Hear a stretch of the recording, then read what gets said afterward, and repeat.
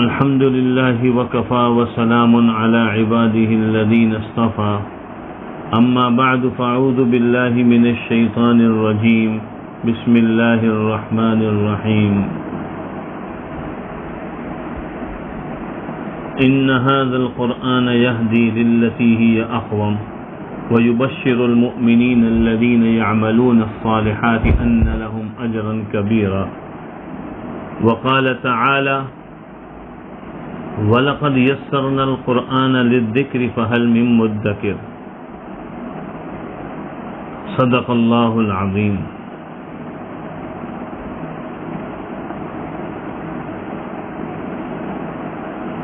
بہت سعادت کی بات ہے، خوش قسمتی کی بات ہے کہ اللہ رب العزت نے ہمیں دین کے پڑھنے پڑھانے اور سیکھنے سکھانے کی توفیق عطا فرمائے۔ یہ کوئی معمولی بات نہیں ہے، اس کو ہم معمولی نہ سمجھیں، یہ بہت سعادت کی بات ہے، بڑے شرف کی بات ہے۔ حضور اکرم صلی اللہ علیہ وسلم ایک دفعہ مسجد میں تشریف لائے تو آپ نے دیکھا کہ وہاں پر مختلف حلقے لگے ہوئے ہیں، دین کے سیکھنے سکھانے کے، حدیثوں کے مذاکرے کے۔ تو ایک جگہ قرآن کریم کی تعلیم کا حلقہ تھا، آپ صلی اللہ علیہ وسلم اس حلقے میں جا کر بیٹھ گئے اور فرمایا کہ مجھے اسی کے لیے بھیجا گیا ہے۔ تو سارے حلقے خیر ہیں اور سارے حلقوں میں، سارے شعبوں میں جو دین کے شعبے ہیں ہمیں لگنا ہے، لیکن یہ ایک ہمارے لیے یہاں پر بات سمجھ میں آتی ہے، ہمیں رہنمائی ملتی ہے کہ انسان کو افضل سے افضل کی طرف بڑھنا چاہیے۔ تو اللہ تعالیٰ نے ہمیں دین کے ساتھ جوڑا، قرآن کے ساتھ جوڑا، حضور اکرم صلی اللہ علیہ وسلم کی پاکیزہ زندگی کے ساتھ جوڑا۔ تو ہم اس پر اللہ کا شکر ادا کریں کہ اللہ نے ہمیں کتنے عظیم مقصد کے ساتھ جوڑ دیا۔ دیکھیں، یہ جو آن لائن ادارے کام کر رہے ہیں، مختلف ادارے ہیں، صرف ہم تو نہیں ہیں، پتہ نہیں کتنے لوگ کام کر رہے ہیں، لیکن سوچنے کی بات یہ ہے کہ کتنے ادارے خیر کا ذریعہ بن رہے ہیں اور کتنے ادارے شر کا ذریعہ بن رہے ہیں۔ اللہ رب العزت نے ہمیں آن لائن دنیا کے اندر، سوشل میڈیا کی دنیا میں اگر خیر کے ساتھ جوڑا ہے تو یہ اس دور کے اندر بہت بڑی نعمت ہے، کیونکہ یہ سوشل میڈیا کی جو بنیاد رکھی گئی، ابتدا میں تو یہ تھا کہ یہ لوگوں کے رابطے کے لیے بنایا گیا، سماجی رابطہ کاری، لیکن جیسے دنیا کے مختلف بازار مختلف مقاصد کے لیے بنائے جاتے ہیں اور مرور زمانہ کے ساتھ وہ بازار بے دینی کے اور فحاشی کے اور عریانی کے اور جہالت کے اور گمراہی کے اور بے راہ روی کے اڈے بن جاتے ہیں، سوشل میڈیا بھی اس کے لیے بن گیا اور اس سے کئی گنا زیادہ بن گیا، کیونکہ یہ تو ہر آدمی کی پہنچ میں ہے، ہر بازار میں ہر آدمی نہیں جاتا، لیکن سوشل میڈیا ہر آدمی کی پہنچ میں ہے۔ اور پھر اللہ رب العزت نے ہمیں اس سوشل میڈیا پر رہتے ہوئے خیر کے ساتھ منتخب کیا، یہ ہمارے لیے بہت بڑی سعادت ہے۔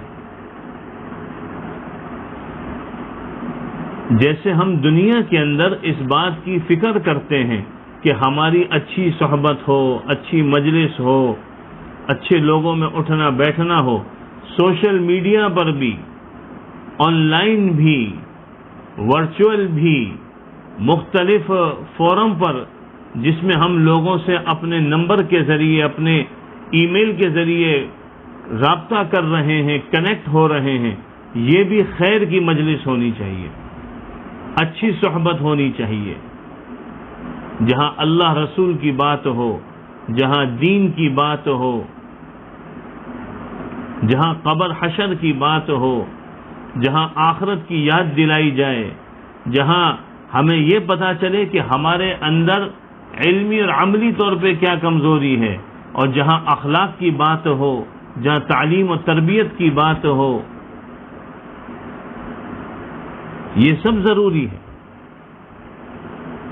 تو ہمیں سب سے پہلے تو اللہ کا شکر ادا کرنا چاہیے کہ اس فتنے کے دور میں جب ہر طرف ایک بے دینی کی آواز لگی ہوئی ہے اور اللہ نے ہمیں خیر کے ساتھ جوڑا ہے۔ کل کی بات ہے، کل رات کی، کہ ہمارے دارالریان اکیڈمی آن لائن کی ایک طالبہ نے یہ میسج کیا کہ الحمدللہ ہم جب موبائل اٹھاتے ہیں تو اب ہمیں موبائل میں سوائے دارالریان کے کچھ نظر نہیں آتا، کیونکہ ہم نے مختلف خیر کے سلسلے رکھے، مختلف کورسز رکھے، مختلف ترتیبات رکھی، تو اسی میں ہی مصروفیت ہے۔ اور یہ میسج کئی طالبات کے پہلے مختلف ان کے فیڈ بیک میں ہمارے سامنے آ چکے، اور اس سے بڑھ کر میں آگے یہ کہوں گا کہ ایک طالبہ کا ایک بڑا عجیب اور حوصلہ افزا والا میسج آیا، یہ تو بہت سارے، ایک ابھی یاد آ گیا۔ اس نے کہا کہ استاد جی میں بہت زیادہ وقت نہیں نکال سکتی دین کو سیکھنے کے لیے کہ میری مصروفیات ہیں اور میرے پاس اتنے اسباب بھی نہیں ہیں کہ میں لگ سکوں، تو میں نے آپ کے ادارے سے تھوڑا تھوڑا کر کے اتنا سیکھ لیا ہے کہ اب مجھے کہیں پر بھی دین کی بات سمجھنی ہوتی ہے، پیش آتی ہے، تو میں اس بات کو آگے آپ سے جو سنا ہوتا ہے سن کر پیش کر دیتی ہوں اور میں سمجھا سکتی ہوں۔ تو میرے گھر والے اتنا حیران ہیں کہ تم نے گھر بیٹھے بیٹھے یہ کیسے سیکھ لیا۔ یہ کئیوں کی کارگزاری ہے، یہ کوئی ایک نہیں ہے، یہ سینکڑوں کارگزاری الحمدللہ ہمارے پاس ہیں۔ تو جتنے بھی ہمارے آن لائن ادارے کام کر رہے ہیں اور خیر کا کام کر رہے ہیں، میں یہ سمجھتا ہوں کہ یہ سارے کے سارے لوگوں کی آخرت بنانے کا کام کر رہے ہیں، لوگوں کی دنیا خیر کے ساتھ بنانے کا کام کر رہے ہیں۔ جو ان سے جڑے ہوئے ہیں انہیں اس پر شکر ادا کرنا چاہیے کہ کوئی تو ہمیں اس فکر کے ساتھ جوڑ کر چلا رہا ہے، ورنہ کون پوچھتا ہے۔ پھر جو دوسری اہم چیز ہے وہ یہ ہے کہ اللہ تعالیٰ نے ہمیں قرآن کریم کے ساتھ جوڑا ہے۔ اللہ کی کتاب کو سیکھنا، اس کو سمجھنا، اس کو پڑھنا، اس سے نور حاصل کرنا، دل کو شفا کا ملنا، روحانی بیماریوں کا نکلنا، طبیعت کے اندر چین سکون کا پیدا ہونا، ہدایت کے راستوں کا مل جانا، علم کی چادر کا اوڑھ لینا، یہ بہت بڑی نعمت ہے، یہ معمولی چیز نہیں ہے۔ صرف قرآن کریم دنیا کی وہ واحد کتاب ہے جس کو آدمی اگر بغیر سمجھے بھی پڑھے تو تب بھی اس قرآن کے پڑھنے پر اجر ہے۔ یا ابا ذر لأن تغدو فتعلم آیة من کتاب اللہ خیر لک من ان تصلی 100 رکعۃ ولأن تغدو فتعلم بابا من العلم عمل به او لم يعمل خیر من ان تصلی 1000 رکعۃ او کما قال علیہ الصلاۃ والسلام۔ اے ابو ذر، اگر تو صبح کرے اس حال میں کہ تو قرآن کی ایک آیت سیکھ لے تو تیرے لیے یہ 100 رکعت نفل سے افضل ہے، اور اگر تو صبح کرے اس حال میں کہ دین کا ایک باب سیکھ لے، چاہے اس پر اس وقت عمل ہو یا نہ ہو، یعنی لوگوں کے معمول میں ہو یا نہ ہو، تو تیرے لیے 1000 رکعت نفل نماز پڑھنے سے افضل ہے۔ عمل ہو یا نہ ہو کا مطلب یہ ہے کہ بعض ایسے مسائل ہیں جو یا تو انسان کے اپنے عمل میں اس وقت نہیں ہے۔ مثال کے طور پر ایک آدمی حج پہ نہیں جا رہا لیکن حج کے مسائل سیکھ رہا ہے، تو اس پہ تو حج فرض ہی نہیں ہے، لیکن یہ سیکھ رہا ہے تو تب بھی اس کو اجر ملے گا۔ جو جا رہا ہے اس کو بھی اجر ملے گا، جو نہیں جا رہا اس کو بھی ملے گا۔ اور اسی طرح بعض ایسے مسائل ہیں جس پر ابھی عمل ہی نہیں ہے، مثلا قرآن کریم میں اور احادیث نبویہ میں غلاموں کے حوالے سے مسائل ہیں، تو آج کا دور تو غلاموں کا نہیں ہے، تو ان پر عمل ہی نہیں ہے، لیکن کوئی اس کو سیکھ لے تو تب بھی اجر ملے گا۔ تو قرآن کریم کی آیات کا پڑھنا اور سیکھنا یہ موجب اجر ہے، موجب ثواب ہے، اور اگر آدمی دین کا باب سیکھ لے تو یہ اس سے زیادہ افضل ہے۔ ہمارے ہاں ایک بڑی عجیب روش یہ ہے کہ لوگ یہ کہتے ہیں کہ ایسی تلاوت کا کیا فائدہ جس میں تمہیں مطلب نہ پتا ہو، اور اس پر وہ عجیب عجیب طرح کے دلائل پیش کرتے ہیں جو ان کی عقل ہی کے بنے ہوئے۔ اللہ کے بندوں، یہ جس کتاب کو پڑھا جا رہا ہے یہ رب العالمین کی کتاب ہے، یہ عام بندوں کی کتاب نہیں ہے۔ اس کو تم عام بندوں کی کتاب کے قانون سے کیسے دیکھ رہے ہو؟ یہ تمہاری حماقت ہے۔ نفس تلاوت پر اجر ہے، یہ رب العالمین کا کلام ہے۔ کلام الملوکی ملوک الکلام، بادشاہوں کا کلام کلاموں کا بادشاہ ہوتا ہے۔ تو تم وہ کتاب پڑھ رہے ہو جو اللہ کا کلام ہے، اس کے تو ہر حرف پر تمہیں جو ہے اجر ہے۔ اور قرآن کریم کے متعلق کیا فرمایا کہ جو آدمی قرآن کریم پڑھتا ہے اور پڑھنے میں اٹکتا ہے تو اس کے لیے دوہرا اجر ہے۔ جو ماہر ہے وہ تو ان فرشتوں کے ساتھ ہے جو بڑے رتبے والے ہیں، لیکن جو قرآن پڑھتے ہوئے اٹکتا ہے اس کے لیے دوہرے اجر کا وعدہ ہے۔ کیوں فرمایا؟ کیونکہ یہ اپنے آپ کو رب العالمین کے کلام میں لگا رہا ہے، معمولی بات تو نہیں ہے۔ آج لوگ مختلف شعراء کے کلام کو پڑھتے ہیں، مختلف قصائد پڑھتے ہیں، اناشید پڑھتے ہیں، غزلیں پڑھتے ہیں، کسی کی نقل میں اس کی تقریر کرتے ہیں، وہ کتنا خوش ہوتا ہے۔ اور ہمارے ہاں جیسے مختلف اسکولوں میں اور دوسرے اداروں میں بچوں کو مختلف قسم کی تقریریں یاد کروائی جاتی ہیں، مختلف پوئمز یاد کروائی جاتی ہیں، مختلف ان کو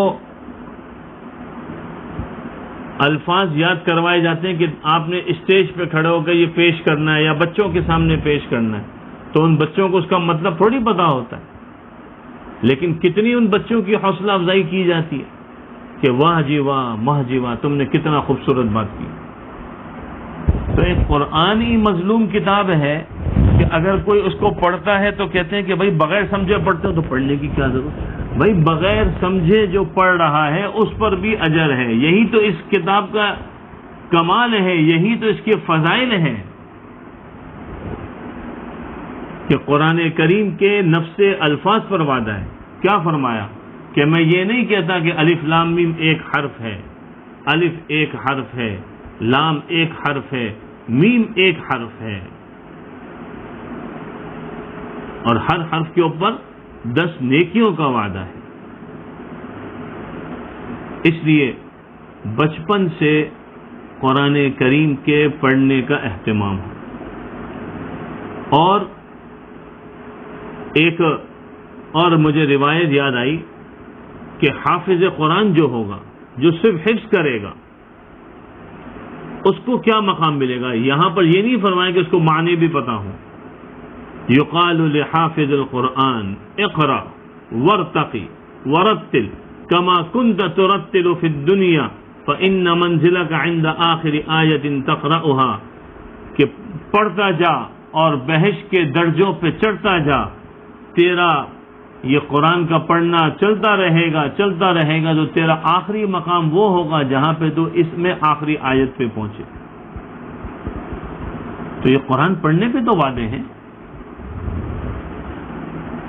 تو قرآن کریم کا پہلا حق یہ ہے کہ قرآن کریم کو سیکھا جائے، اس کے الفاظ کو سیکھا جائے، اس کے حروف کی ادائیگی کو سیکھا جائے، جس کو ہم کہتے ہیں مخارج کو سیکھنا، کون سا حرف کہاں سے نکلے گا، کیسے نکلے گا، اور پھر ان حروف کی صفات کو سیکھا جائے کہ یہ حروف کس صفت سے ادا کرنے، موٹے پڑھنے ہیں، باریک پڑھنے ہیں، اس کی آواز کیسی ہوگی.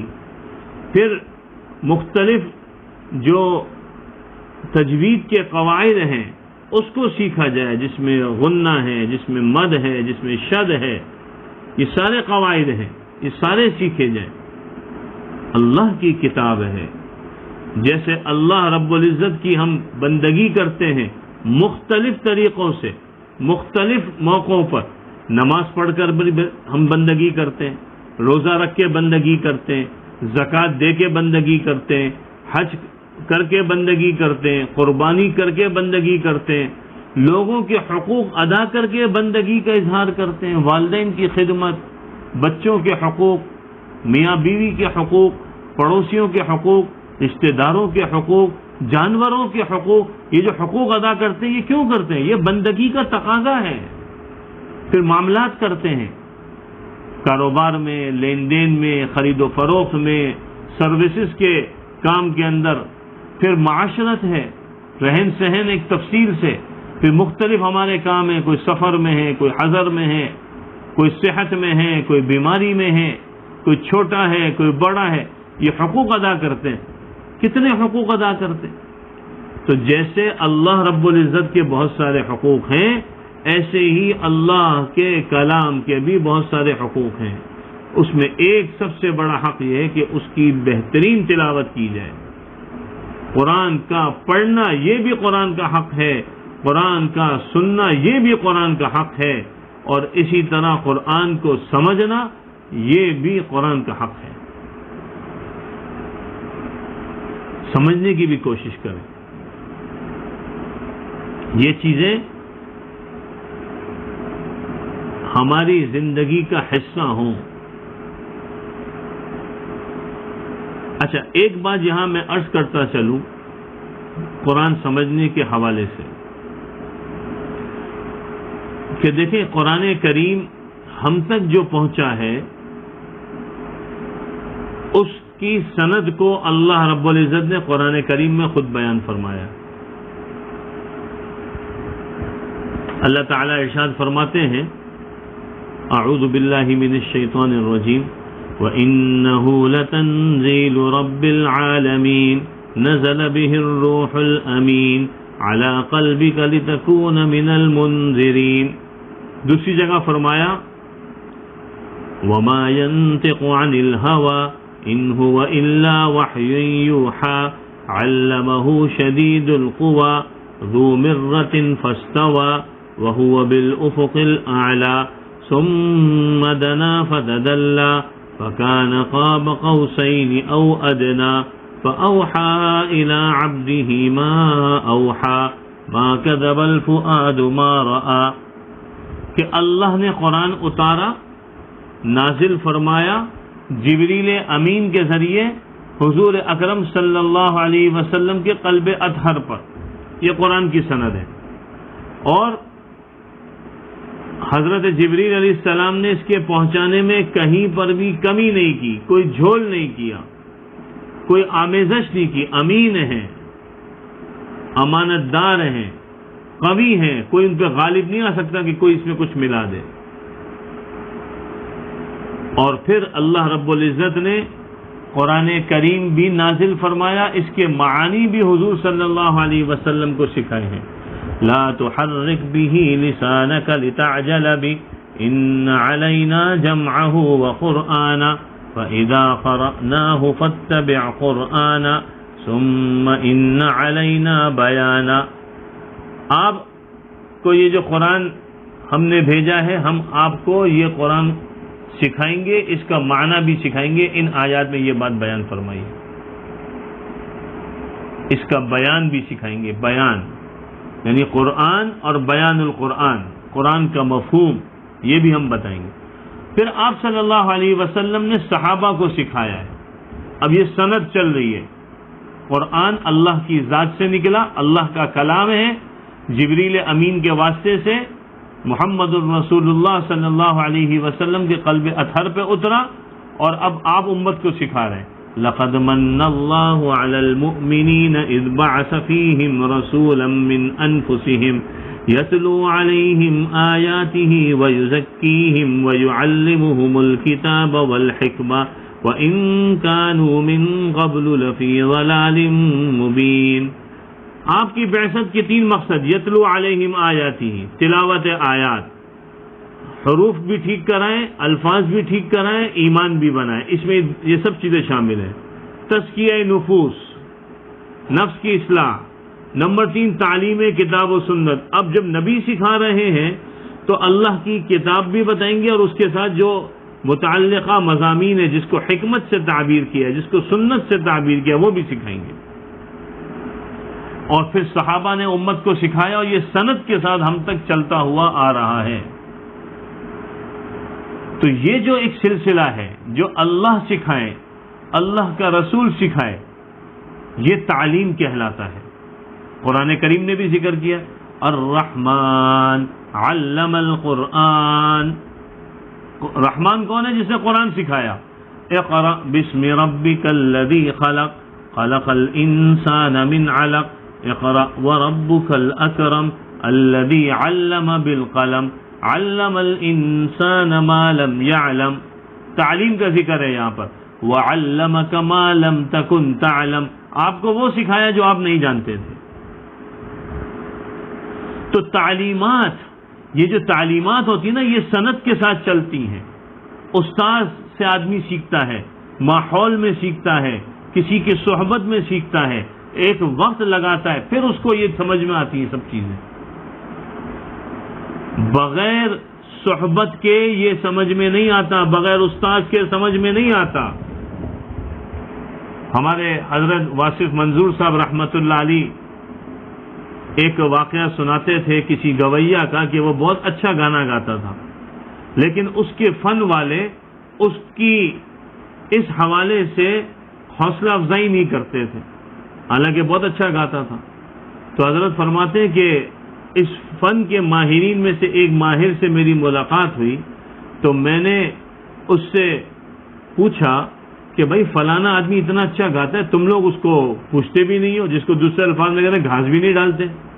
تو اس نے آگے سے ایک جواب دیا کہ یہ بے استادہ ہے۔ کیا ہے بھائی؟ بے استادہ۔ کہ اس کا استاد نہیں ہے، بس یہ خود سیکھا ہے۔ ذرا غور کرے، گانے جیسا فن جس میں بغیر استاد کے اگر کوئی وہ بیان کرے یا لوگوں کو وہ سکھائے تو اس کی اہمیت نہیں ہے۔ اتنا بڑا دین، قرآن اور حدیث، ہم کس سے سیکھ رہے ہیں؟ کبھی ہم نے سوچا ہے؟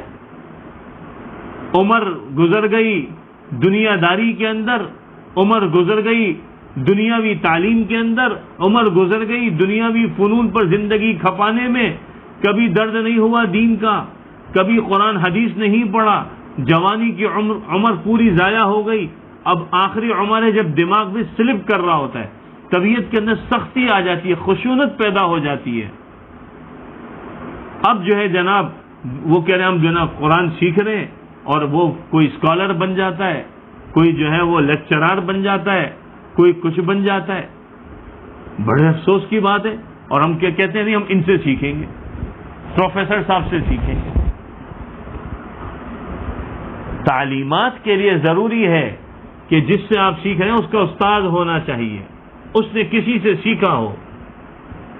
اور صرف یہ نہیں کہ ہاں مان لیے کہ بھئی ہم نے سیکھا استاد سے, بھئی اس استاد کا کوئی استاد ہے, پھر اس کا استاد ہے, پھر اس کا استاد ہے.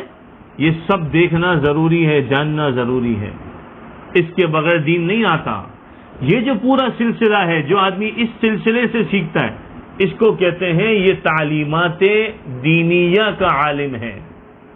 اور جو بغیر استاد کے سیکھ لے, کتابوں کو پڑھ لے, چند تفاسیر کو پڑھ لے, چاہے وہ عربی ہی کی کیوں نہ ہو, تو ایسے پڑھنے والے کو عالم نہیں کہا جاتا. اسکالر اس کو کہنا درست نہیں ہے, کیونکہ اس نے مطالعہ کیا ہے, یہ مطالعہ رکھتا ہے, اس کے پاس علم نہیں ہے, وہ علم جو اساتذہ کی صحبت سے اس کو ملنا تھا. اس کے پاس معلومات ہیں, معلومات تو آدمی کو ویسے ہی ہو جاتی ہے. آج ہر آدمی کے پاس میڈیا ہے, میڈیا کے ذریعے ہمیں کتنی معلومات مل جاتی ہیں, ہر طرح کی معلومات مل جاتی ہیں. کسی کو ڈاکٹری کی, انجینئرنگ کی, وکالت کی, تو کیا ان معلومات کے بل بوتے پر ہم کسی کو ڈاکٹر, انجینئر, وکیل سمجھتے ہیں؟ ہرگز نہیں. ہم کہتے ہیں نہیں, یہ باقاعدہ فن سیکھ کر آیا ہوگا تو ہم اس کی بات مانیں گے, ورنہ نہیں. تو کیوں ہم ایسے آدمی کو دین کا استاد سمجھتے ہیں جس نے دین کسی استاد سے نہ سیکھا ہو؟ دین تو اس شعبے کے ماہرین سے سیکھنا ہے جو کسی سے سیکھ کر آئے ہیں. تو یہ فرق ہے تعلیمات کا اور مطالعے کا. ہمارے حضرت حکیم العصر حضرت مولانا محمد یوسف لدھیانوی رحمت اللہ علیہ فرماتے تھے کہ یاد رکھو, ایک ہے دینداری, اور ایک ہے دین کا فہم, اور ایک ہے مزاج کا دین کے مطابق ڈھل جانا. یہ تینوں چیزیں الگ ہیں. فرماتے ہیں کہ میں بہت سے لوگوں کو دیکھتا ہوں کہ ماشاءاللہ دیندار ہیں, متشرع ہیں, داڑھی بھی رکھی ہوئی ہے, ماتھے پر محراب ہے, حاجی بھی ہیں, نمازی بھی ہیں, لیکن مزاج دینی نہیں ہے. مزاج دینی نہیں ہے, دین میں ڈھلا ہوا نہیں ہے. اور بہت سے ایسے ہیں کہ ماشاءاللہ دیندار ہیں, مسئلے مسائل پر عمل بھی کرتے, لیکن دین کا فہم نہیں ہے, خود سے مجتہد بن گئے.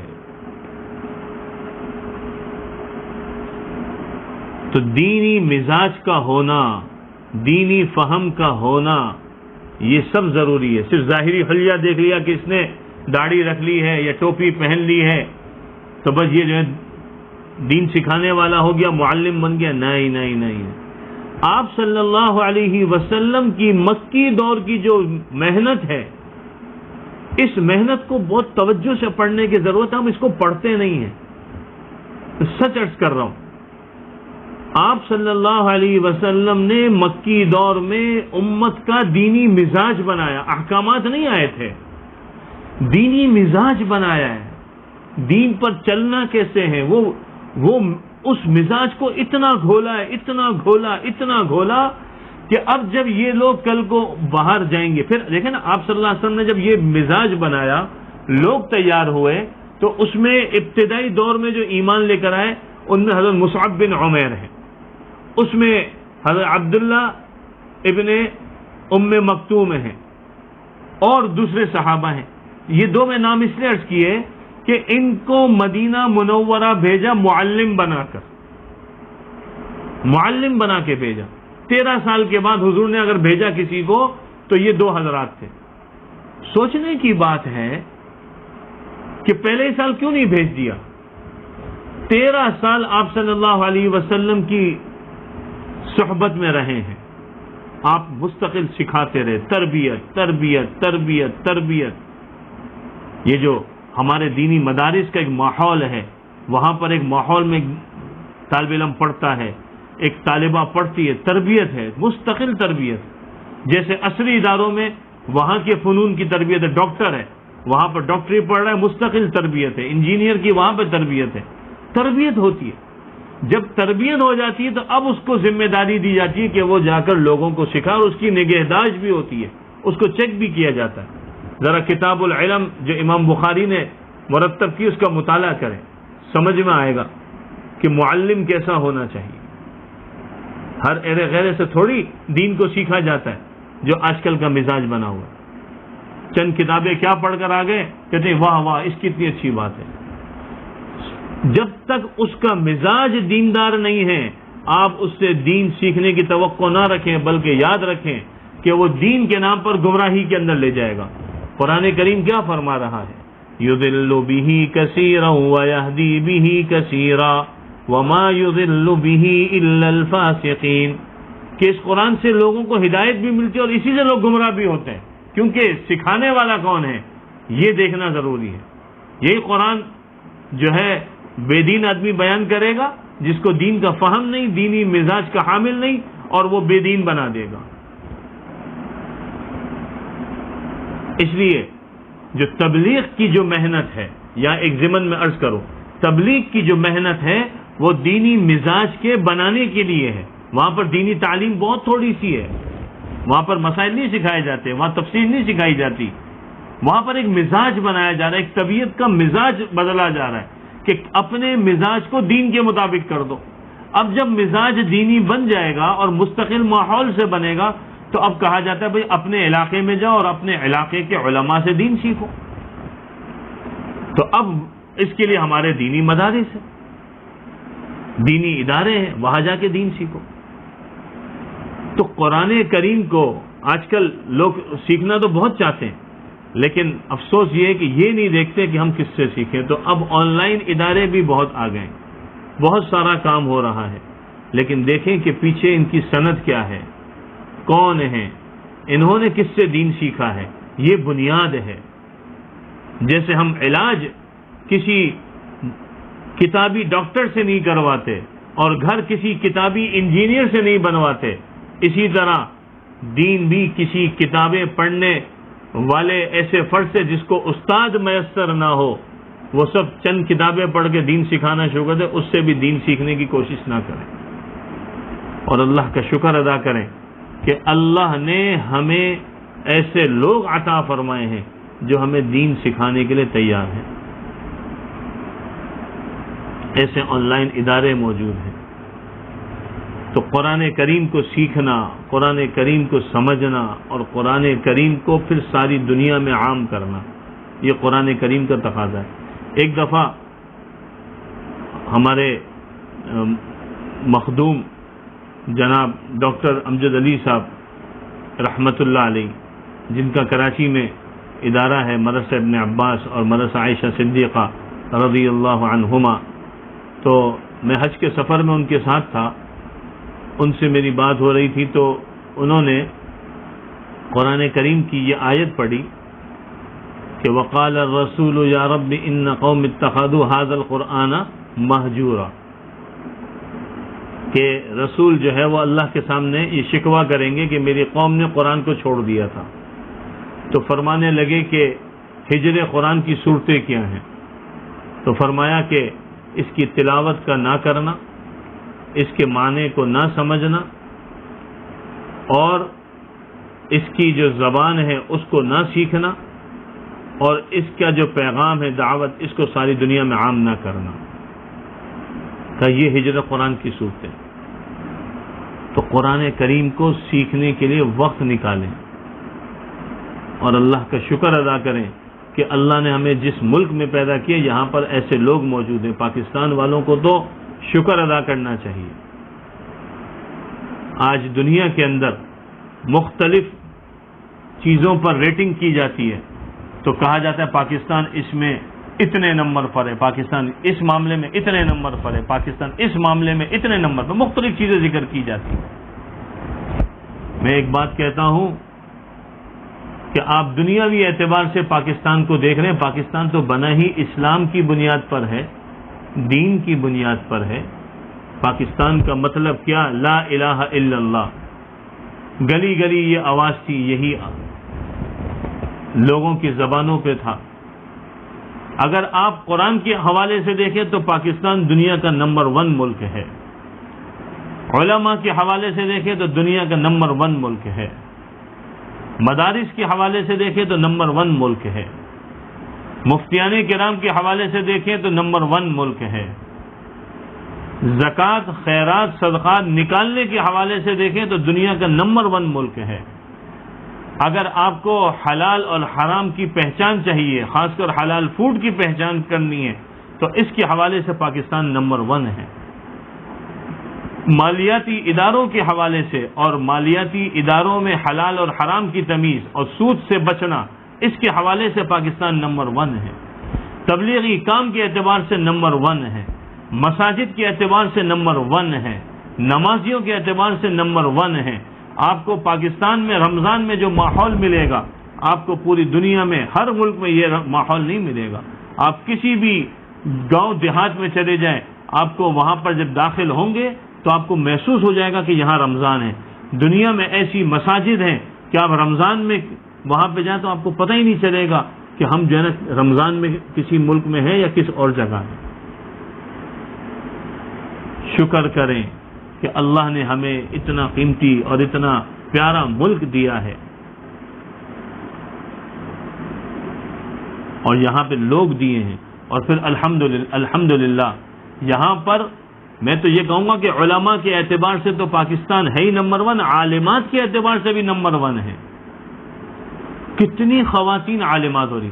ابھی اس سال کا ریکارڈ جو سامنے آیا، تعداد میں جو معلوم چلا کہ وفاق المدارس کے تحت جن طلباء اور طالبات نے دور حدیث کا امتحان دیا، وفاق المدارس کے تحت بات ہو رہی ہے. جو وفاق سے ہٹ کر ادارے ہیں یا جو دوسرے مکاتب فکر کے ادارے ہیں ان کی بات نہیں کر رہا، صرف میں وفاق کی بات کر رہا ہوں.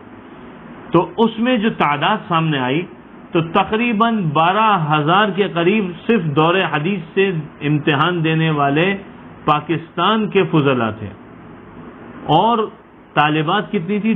اس کا دگنا، یعنی 24,000. گویا کہ 36,000 عالم اور عالمات انہوں نے سند فراغت حاصل کی وفاق المدارس کے تحت. باقی اور کتنے پڑھ رہے ہیں اس کے نیچے درجے میں اس کی بات نہیں کر رہا، یا اور اداروں سے نکلے اس کی بات نہیں کر رہا، صرف یہ تعداد دیکھ. کیا دنیا میں کہیں ایسا ہے؟ تو دین سیکھنے کے لیے ہمارے پاس مستند ذرائع موجود ہیں، یہ ہمارے پاس سند ہے. یہی وجہ ہے کہ آج کوشش کی جا رہی ہے کہ پاکستان کے علماء سے، دینداروں سے لوگوں کو کاٹا جائے، اور اس کے لیے طرح طرح کے ہٹ کنڈے ہیں، طرح طرح کے پروپیگنڈے ہیں، اور ان کے اوپر پتہ کیا کیا ان کو کہا جاتا ہے، کیسے کیسے الفاظ ہیں، سب جانتے ہیں. یہ سوشل میڈیا پر اور پرنٹ میڈیا اور الیکٹرانک میڈیا اور مختلف لوگوں کی آپ محفلوں کو دیکھ لیں، اور ملحدین، معتزلین اور لبرلز کی آپ مجالس کو اٹھا کے دیکھ لیں، آپ کو سب پتہ چل جائے گا. کسی چیز کو ذکر کرنے کی ضرورت نہیں ہے. اور آخری بات میں یہاں عرض کروں گا، جو حضرت مولانا زاہد الراشدی صاحب دامت برکاتہم اکثر اپنے بیانات میں فرماتے ہیں. حضرت سے گزشتہ 4 سال سے میں یہ بات سن رہا ہوں کہ اس وقت اس دور میں جو سب سے بڑا فتنہ چل رہا ہے وہ ہے تشکیک کا فتنہ. ایک تو ہے وہ فتنہ جس کے اندر نئے سے نئے کی طرف جانا، جس کو ہم کہتے ہیں جدیدیت، تجدد پسندی. ایک تو یہ فتنہ الگ چل رہا ہے، یہ ایک الگ ہے. ایک ہے تشکیک کا فتنہ کہ دین کے مسلمات میں تشکیک پیدا کر دو، شکوک و شبہات پیدا کر دو. اس سے کیا ہوگا؟ اس سے یہ ہوگا کہ جو لوگ صحیح ایمان والے ہیں ان کا ایمان کمزور ہو جائے گا. اس لیے آج کے دور میں ایمان بنانے کی انتہائی ضرورت ہے، اور ایمان بنانے کے لیے اللہ نے جو ذریعہ دیا وہ قرآن کریم ہے. انما المؤمنون الذين اذا ذكر الله وجلت قلوبهم واذا تليت عليهم آياته زادتهم ایمانا وعلى ربهم يتوکلون. تو قرآن پڑھ کر ایمان بنایا جائے، اللہ سے تعلق مضبوط کیا جائے، حضور اکرم صلی اللہ علیہ وسلم سے تعلق مضبوط کیا جائے، عقیدہ ختم نبوت پر یقین کو بٹھایا جائے، احادیث کا یقین اور احادیث کی حجیت دلوں میں بٹھائی جائے، صحابہ کی عظمت دلوں میں بٹھائی جائے۔ ہر صحابی اللہ کے رسول صلی اللہ علیہ وسلم کی صحبت میں جس نے چند گھنٹے گزارے ہیں وہ ہمارے لیے باقی ساری امت سے افضل ہے، صحابہ کے بعد سب سے افضل ہے۔ تو آج دین کے کام کے اندر تشکیک پیدا کی جا رہی، کبھی کہتے ہیں العیاذ باللہ کہ اللہ کا وجود نہیں ہے، کبھی کہتے ہیں کہ حضور کی ختم نبوت کیسے ہو گئی، کبھی کہتے ہیں یہ حدیثیں کہاں سے آ گئی، کبھی کہتے ہیں کہ فلانے صحابی کا یہ عمل، فلانے کا یہ عمل، ہم ان کی بات کو کیوں لیں؟ اور دین کے مسلمات جو آج 1400 سال بعد امت کے اندر موجود ہیں اور 1400 سال سے چلتے آ رہے ہیں، اس کے اوپر لب کشائیاں نہیں کی جا رہی، صرف اس کے اوپر باقاعدہ پروگرام رکھے جا رہے ہیں۔ ابھی میں 2 دن پہلے ایک شارٹ دیکھ رہا تھا فیس بک پر کسی پروگرام کا، تو اس میں یہ بحث چل رہی تھی، اتنی تکلیف ہوئی، کہنے لگے کہ حضرت ابو بکر صدیق رضی اللہ عنہ اور حضرت عمر فاروق رضی اللہ عنہ، ان دو حضرات کو یہ جو 2 لقب دیے گئے صدیق اور فاروق ہونے کا، کہا یہ قرآن و حدیث میں کہا ہے، یہ لقب تو ان کے نہیں ہے، العیاذ باللہ، انا للہ و انا الیہ راجعون، اللہ اکبر۔ یہ جو بات کرتے ہیں ان کو اللہ ہدایت دے، اور جب یہ اس طرح کی چیزیں میڈیا پہ آتی، ہمارے لوگ بھی پھر اس کو جو ہے نا موضوع بناتے ہیں۔ یا اللہ، اتنا درد ہوتا ہے، اتنی تکلیف ہوتی ہے، کسی کو احساس نہیں ہے کہ ہم کر کیا رہے ہیں۔ انبیاء کرام علیہم الصلاۃ والسلام اللہ کے رب العزت کے ہاں لاڈلے ہیں، ہم ان پر لب کشائی نہیں کر سکتے۔ اسی طرح صحابہ کرام رضی اللہ عنہم اجمعین حضور صلی اللہ علیہ وسلم کے نزدیک لاڈلے ہیں، ہم ان پر لب کشائی نہیں کر سکتے۔ جیسے میری اولاد وہ میرے لیے لاڈلا ہے، جیسے میرے شاگرد وہ میرے لیے لاڈلے ہیں، کسی اور کو حق نہیں ہے کہ ان کے اوپر میری تعلیم کے حوالے سے بات کرے جیسے ہم اپنے یہ سوچ رکھتے ہیں۔ تو کیا اللہ کے رسول صلی اللہ علیہ وسلم کے صحابہ پر ہم لب کشائی کریں، جبکہ ان کے لیے خود قرآن کریم کہہ رہا ہے رضی اللہ عنہم ورضوا عنہ، کہ اللہ ان سے راضی ہو گیا۔ وَكُلًّا وَعَدَ اللَّهُ الْحُسْنَى اولئک هم المفلحون اولئک هم الراشدون اولئک هم الفائزون، یہ کامیاب ہیں، رشد کو پہنچے ہوئے ہیں، یہ فلاح کو پہنچے ہوئے ہیں۔ اس لیے اس تشکیک کے فتنے سے اگر بچنا ہے اور جدیدیت کے فتنے سے بچنا ہے تو قرآن کریم کو تھام لیں، قرآن کے ساتھ جڑ جائیں،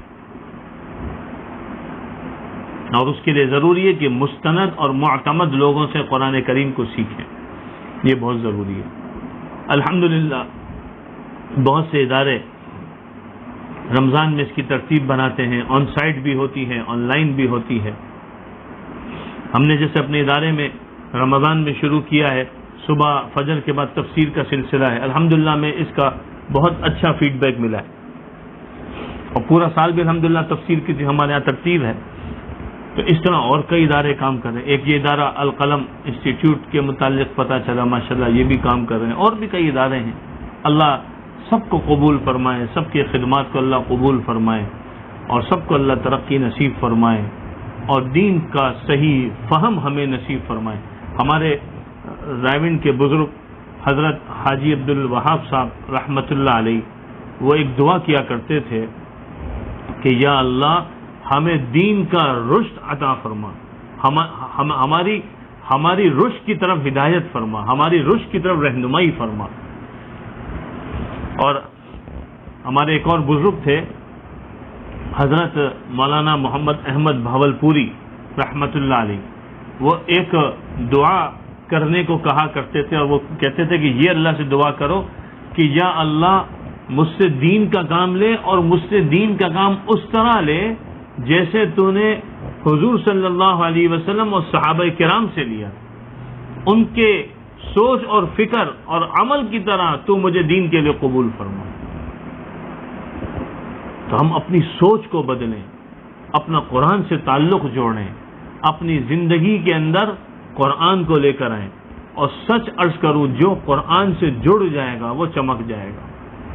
کئی مثالیں اس کی ہیں، وقت نہیں ہے کہ میں ان مثالوں کو ابھی عرض کروں کہ وقت بہت زیادہ ہو گیا ہے۔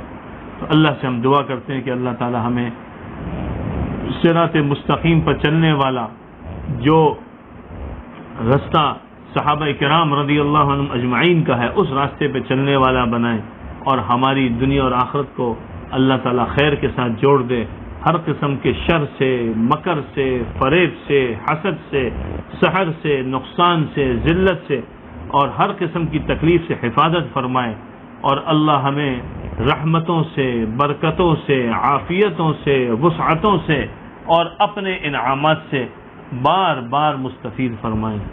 آمین آمین۔ سبحان اللہ وبحمدہ، سبحانک اللہم وبحمدک، نشہد ان لا الہ الا انت، نستغفرک ونتوب الیک۔ سبحان ربک رب العزة عما یصفون، وسلام علی المرسلین، والحمد للہ رب العالمین۔